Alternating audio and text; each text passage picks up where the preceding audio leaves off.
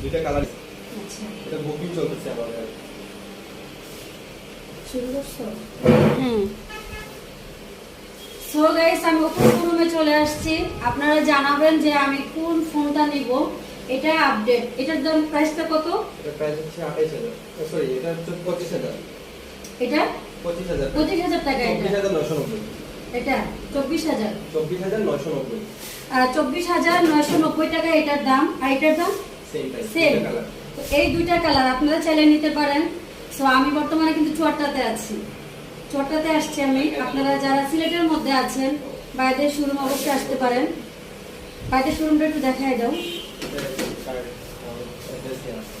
আর এই যে অ্যাড্রেস দেখেন, এটা হলো চুয়াট্টা পড়ছে না?